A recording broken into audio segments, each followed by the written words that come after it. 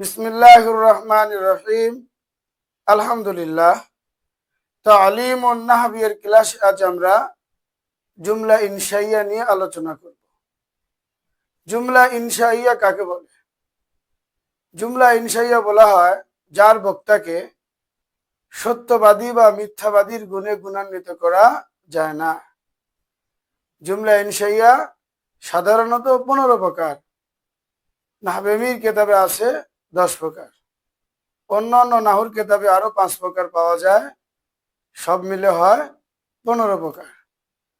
আজ আমি জুমলা ইনশাইয়ার 15 প্রকার নিয়ে আলোচনা করব। 1 নম্বর আমর, অর্থাৎ আদেশমূলক বাক্য। যেই বাক্য দ্বারা আদেশ বোঝানো হবে সেটাও জুমলা ইনশাইয়ার প্রকার। যেমন ইজরিব, তুমি প্রহার করো।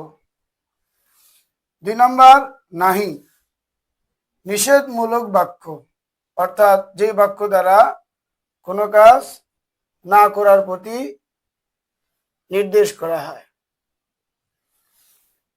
যেমন লা তাজরিব, তুমি প্রহার করো না। 3 নম্বর ইস্তিফহাম, অর্থাৎ প্রশ্নবোধকমূলক বাক্য।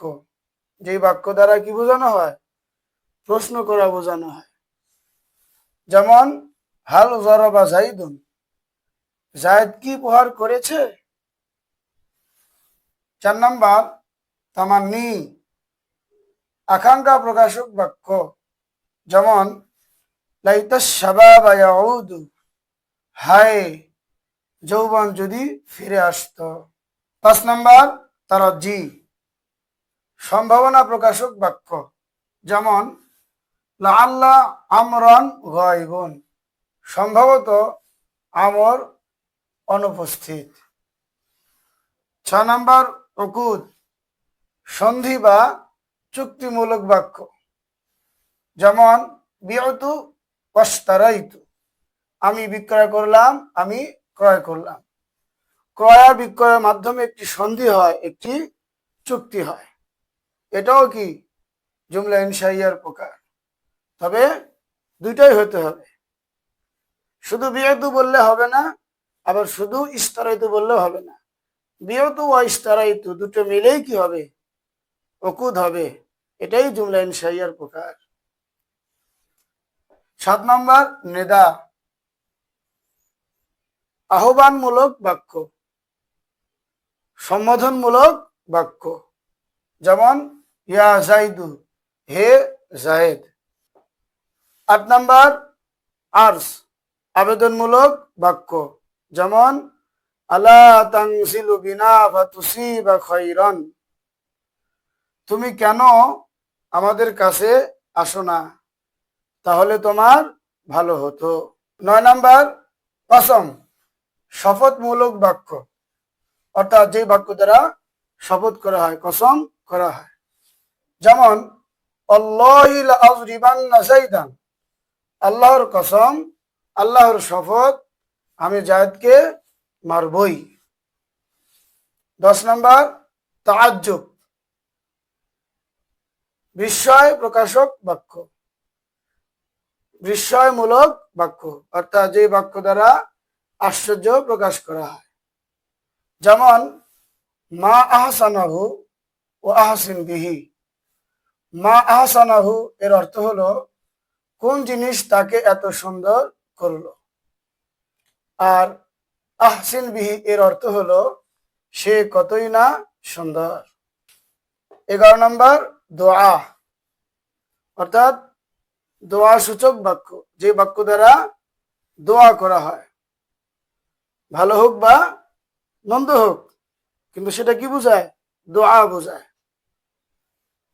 যেমন রহিমাকাল্লাহ, এটা ভালো দোয়া, আল্লাহ তোমাকে রহম করুন। 12 নম্বর মাদাহ, প্রশংসামূলক বাক্য, প্রশংসা সূচক বাক্য, যে বাক্য দ্বারা প্রশংসা করা হয় বা প্রশংসা বোঝানো হয়। যেমন নি'মার রাজুলু যাইদুন, যায়েদ খুব ভালো লোক। অথবা আলহামদুলিল্লাহ, সমস্ত প্রশংসা একমাত্র আল্লাহর জন্য। 13 নম্বর জাম, নিন্দা সূচক বাক্য, যে বাক্য দ্বারা নিন্দা করা হয়। যেমন বিইসার রাজুলু যাইদুন, যায়েদ খুব খারাপ লোক। 14 নম্বর আফআলে মুকারাবা, অর্থাৎ যেই বাক্যটা আফআলে মুকারাবা থেকে কোনো একটি ফেল দ্বারা গঠিত হয়। সাধারণত আফআলে মুকারাবা 4টি: আসা, কাদা, কারাবা, আওশাকা। এখানে আসা দ্বারা উদাহরণ দেওয়া হয়েছে, আসা যাইদুন আই ইয়াখরুজা, যায়েদ বের হওয়ার নিকটবর্তী। 15 নম্বর হরুফে তাহদিদ।